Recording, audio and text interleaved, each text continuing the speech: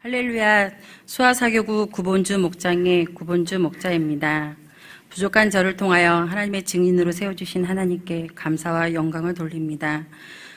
저는 모태신앙으로 어려서부터 엄격한 교회 생활과 말씀 중심의 가정교육, 당연한 헌신들 가운데 기독교 사상으로 살아왔습니다. 편안하고 많은 사랑을 받으며 신앙생활을 했던 저에게 하나님을 믿지 않는 것은 이해가 되지 않고 사람과 영혼을 바라보며 안타깝고 불쌍히 여기기보다는 한심함과 분노와 멸시로 바라보았었습니다. 하나님이 세상을 이처럼 사랑하사 독생자를 주셨으니 이는 저를 믿는 자마다 멸망치 않고 영생을 얻게 하려 하심이니라. 이 말씀은 요절을 외워서 상을 받고 수련회에서 식사를 하기 위해 외우는 요절들, 곳곳에서 교회와 전도하는 사람들이 인용하는 말씀들로 무수히 보고 듣고 외웠지만 하나님의 마음과 뜻을 제대로 깨닫지 못하고 자아중심적인 신앙생활을 하였습니다. 전도하기 위해 나를 버리고 섬기는 것은 잠깐이면 충분하다 생각하고 구원받지 못할 사람으로 쉽게 결정지어 버렸습니다. 어려서부터 너무나 많이 들은 달란트 비유는 저의 신앙사상으로 자리 잡고 자신이 할 수 있고 잘하는 것으로 최선을 다하여 이익을 남기면 되는 것으로 여겼습니다. 전도는 내가 할 일이 아니고 전도의 달란트를 받은 사람, 알기 쉽게 전도 잘하는 사람이 하는 교회 사역의 한 파트로 생각했었습니다. 그래서 저는 전도에 대해 고민하지 않았었습니다. 저는 우기로 집사와 결혼하면서 저희 오병이어 교회의 성도가 되며 한 가족이 되었습니다. 새로운 교회에 적응하고 이른 나이의 결혼 생활에 적응은 저를 많이 힘들고 지치게 하였습니다. 어려서부터 하나님의 은혜를 체험하고 하나님과 나와의 1대1의 신앙을 알고 있기에 어려움을 사람들과 나누기보다 기도와 말씀을 통해 개인적으로 해결하였습니다. 결혼 생활과 직장 생활을 겸하여 바쁘고 열심히 생활하지만 제가 목표로 한 부자가 되지도 않고 지치고 힘만 빠져갔습니다. 감사보다는 불평과 짜증이 넘치며 이렇게 힘들고 열심히 사는데 뭐가 남는 게 없다라는 작은 허무함이 제 생각과 마음에 비집고 들어오기 시작했습니다. 그러면서 가치 있는 삶이 무엇인가에 대해서 고민하며 기도하기 시작했습니다. 또한 이 땅에 태어나게 하신 것은 하나님의 특별한 계획이 있으실 텐데 성경 속의 인물처럼 뭔가 나에 대한 뜻이 있으실 텐데 그냥 이렇게 살아도 되는 것인가 하는 괜한 불안함도 있었습니다. 그러나 저의 완전한 착각이었습니다. 저희 기도의 하나님은 항상 기뻐하라, 쉬지 말고 기도하라, 범사에 감사하라, 이는 그리스도 예수 안에서 너희를 향하신 하나님의 뜻이니라 라고 응답하여 주셨고 이 말씀의 참뜻을 그제야 깨닫고 말씀이 삶에 적용되어지기 시작했습니다. 하나님의 자녀임에게 기쁘고 감사하고 감사할 제목이 날마다 늘어가고 기도 제목도 넓어졌습니다. 그러면서 직장과 주변에서 진짜 하나님을 믿는 사람 같다라는 불신자들의 칭찬이 들려왔습니다. 교회 다니는 거, 교회 다니는 사람에 대한 부정적인 생각들이 저를 통하여 교회를 다니고 하나님을 믿는 것도 괜찮을 것 같다라는 생각으로 바뀌었다고 하였습니다. 신입사원 후배는 그때부터 집 근처 큰 교회를 다니며 청년부 생활까지 하였고 직속 상사는 결혼 전 교회 다니던 와이프를 결혼하면서 못 다니게 했는데 나는 아니더라도 와이프는 교회 다니도록 허락해 줘야겠다라고 하고 동료 직원은 자녀 문제로 고민하다가 교회 다니고 기도하기 시작하는 등 부족하지만 생활 전도가 되었습니다. 제가 처음 곳에서 믿는 자로 증거자로 전도하지만 저희 교회로 직접 인도하지 못함이 한없이 안타깝고 교회도 죄송하였습니다. 전도특공대에 나가서 전도하면 우리 교회 전도할 수 있을 텐데 라는 생각을 하며 전도특공대로 낮 시간에 전도하는 분들이 부러웠습니다. 나는 언제나 전도대원으로 낮 시간에 교회 가서 하나님 일을 하려나 하며 애잔한 소망이 생겼습니다. 마음이야 하나님 일과 가정생활만 하면 얼마나 좋을까 몇 번이나 생각해도 직장생활을 해야 하는 가정 상황을 보면 이루어질 수 없을 것 같아 포기하였습니다. 그러던 저에게 창세기 말씀을 통하여 가정 역할의 법칙을 발견하게 하셨습니다. 가정 경제의 주축은 남자이고 여자는 믿음으로 자녀를 양육하고 가정을 든든히 세워나가는 것이 하나님께서 원하시는 가정생활의 법칙임을 알게 되었습니다. 그래, 이렇게 살아야 행복이 있구나 하고 하나님 성경에 말씀하신 대로 살 수 있도록 저희 가정을 축복해 주세요 라고 기도하기 시작했습니다. 또 여러 가지 가정 안의 대출을 목돈이 생겨 해결하도록 명의퇴직하게 길을 열어주세요 라고 기도하였습니다. 이렇게 기도한 지 2년, 2008년 1월에 갑자기 하나님은 전도하기를 원하시는데 라고 가슴을 울리며 하나님이 먼저 믿게 하심은 이 땅에 믿지 않은 영혼들을 구원하시기 위함인데 라고 급한 마음을 주셨습니다. 오늘 죽으면 나는 하나님께 무엇을 말씀드릴 수 있을까? 나를 위해 직장생활 바쁘게 한 이기적인 삶을 살고 왔음을 하나님 앞에 어떻게 말씀드릴 수 있을까? 빨리 전도의 자리에 있어야 할 텐데 하며 거룩한 부담이 자꾸 커져갔습니다.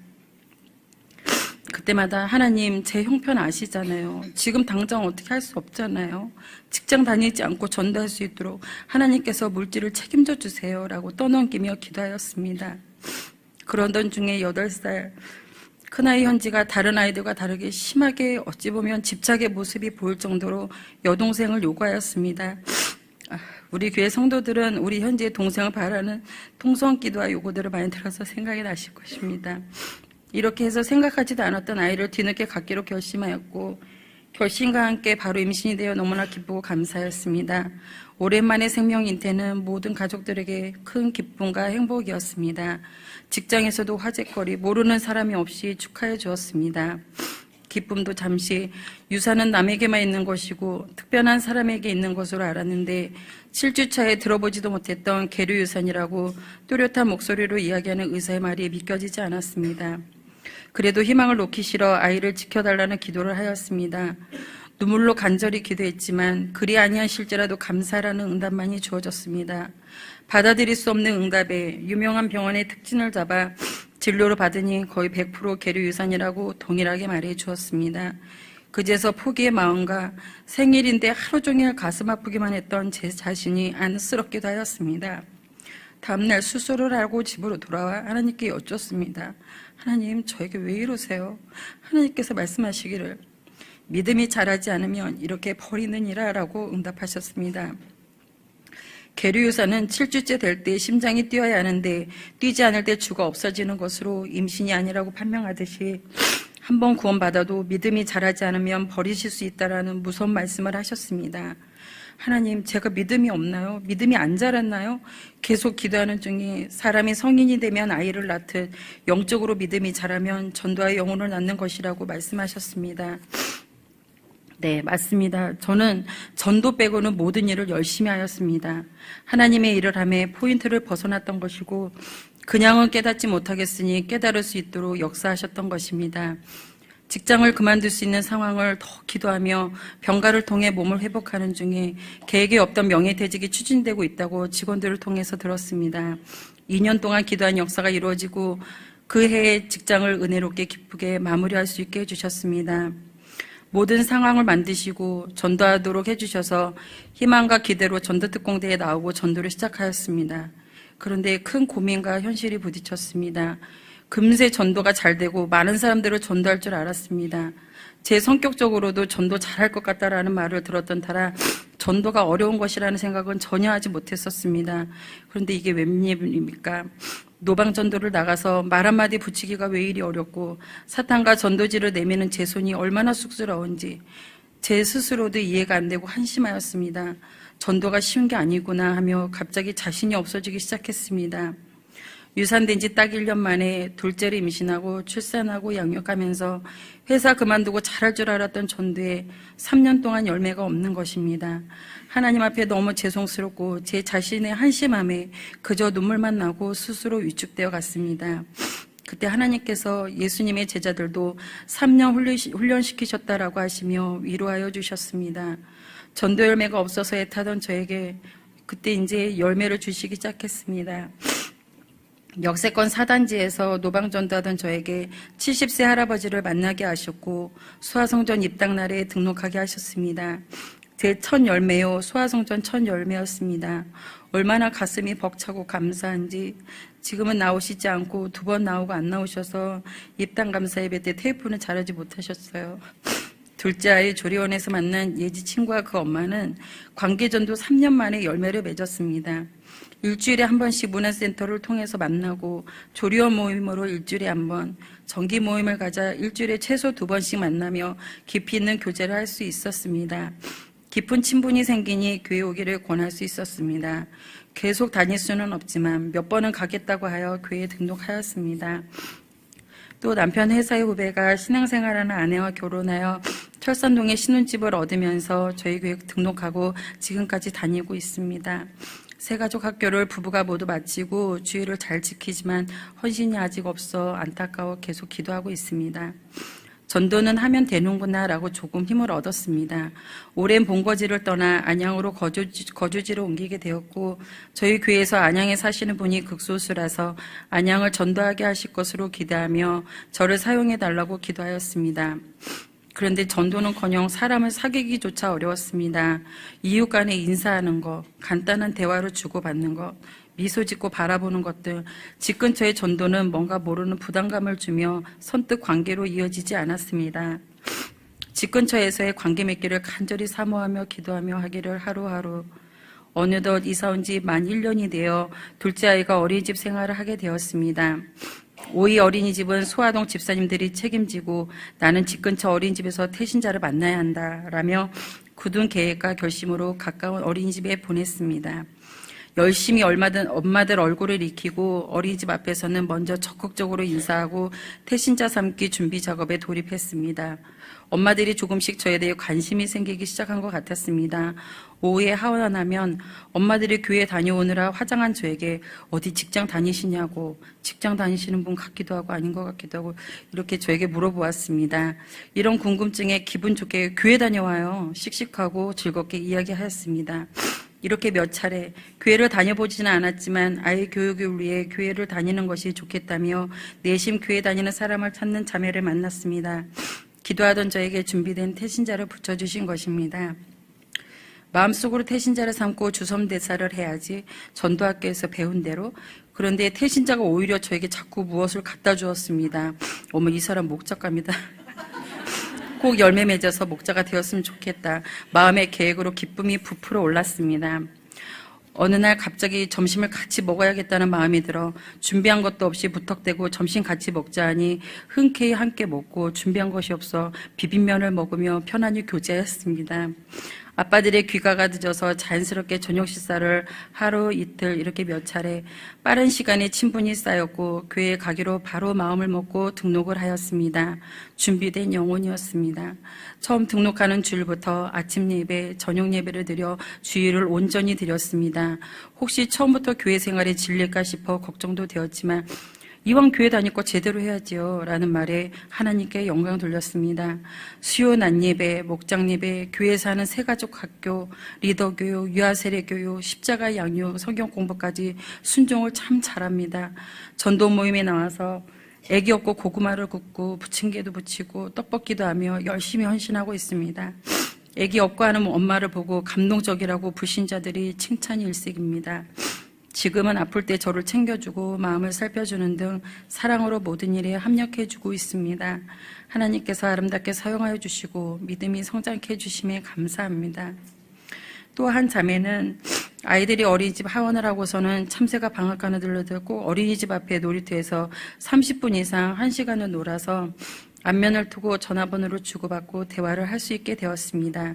이사와서 교제가 그리우던 참에 저를 만났고 놀이터에서 1차로 놀고 더 놀고 싶어하는 아이들을 저희 집으로 데려와 놀게 하였습니다. 이렇게 교제를 몇 번 아이들이 놀다 보니 저녁 시간까지 자연스럽게 이어졌고 저녁 식사도 함께하게 되었습니다. 교제를 통해 뇌종양과 유방암이라는 큰 병을 치르고 회복한 지 겨우 1년여 되었고 남편과 결혼하면서 천주교를 다니게 된 것 등 본인의 이야기를 편안하게 해주었습니다. 그래서 천주교와 기독교의 차이점을 설명해주고 말씀이 살아있는 곳이 기독교라는 것, 천주교의 이단성을 하나님이 인도하시는 대로 논리 있게 풀어주었습니다. 천주교가 잘못됐다라는 것을 인정하고 수요 예배에 나오기로 하고 등록하고 지금까지 열심히 다니고 있습니다. 십자가 양육 공부를 통하여 말씀이 삶에 적용되어지는 것들을 깨닫고 배우며 주일 예배에 나오기를 소망하고 있지만 천주교의 정서를 가지고 있는 남편의 반대로 주일 예배는 나오지 못하고 있습니다. 그러나 목장 예배, 전도 모임에도 참석하며 믿음이 조금씩 성장하고 있습니다. 하루속히 믿음의 결단을 주셔서 주일 성수할 수 있기를 소원합니다.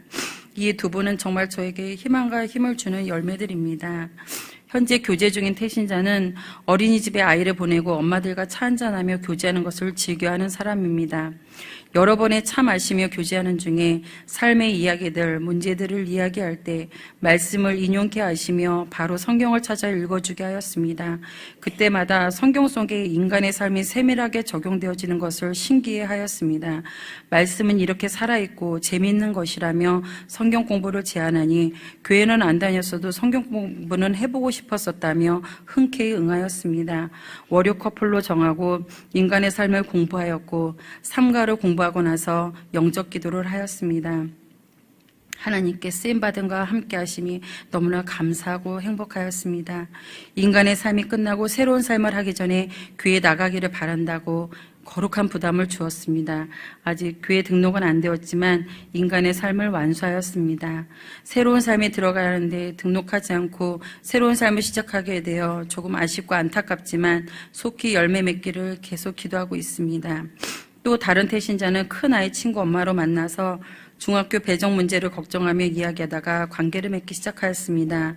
천상 여자인 성품의 태신자인데 중학교 시절에 열심히 교회를 다녔고 어쩌다 교회를 안 다니게 됐는지도 자기도 모르겠다며 아직 자세한 이야기는 하지 않고 있습니다. 그래서 아이의 교육을 이야기하며 아이들 내 맘대로 안 된다, 기도밖에 없다 하며 아이들과 함께 삼겹살 파티, 방방 타기, 교복 맞추러 가기, 공원 나들이 등 관계를 계속 맺고 있습니다. 하나님께서 속히 열매 맺게 해주시기를 소망하며 기도하고 있습니다. 태신자를 삼고 섬기는 것, 모든 삶 속에 제 자신이 없어지는 것을 느낍니다. 이것이 죽어지는 삶이고 섬기는 삶의 훈련임을 체험하게 됩니다. 저를 통해 전도하시는 하나님은 사람들과 관계를 맺는 대화 속에 상황과 사람에 맞게 성경 말씀이 기억나게 하시고 담대하게 복음을 증거하고 성경책을 열어 바로 읽어주게 하셨습니다. 10마디 사람의 말보다 성경의 한 말씀이 능력 있음을 체험케 하셨습니다. 그래서 전도자들은 말씀 충만이 필수임을 깊이 새기게 됩니다. 전도는 선택이 아닌 명령이고 믿는 자에게는 숙명적인 사명을 이제야 아는 조금 철든 하나님의 자녀가 된 것 같습니다. 전도하면서 낮아지고 헌신하며 인간적으로나 신앙인으로 성숙해가는 것 같습니다. 지금도 전도가 어렵고 열매가 부족하지만 평생에 하나님께서 계획하시고 붙여주시는 분들을 놓치지 않고 전도하고 열매 맺어 하나님의 기쁨이 되기를 소망합니다. 살아 역사하시는 하나님을 찬양합니다. 감사합니다.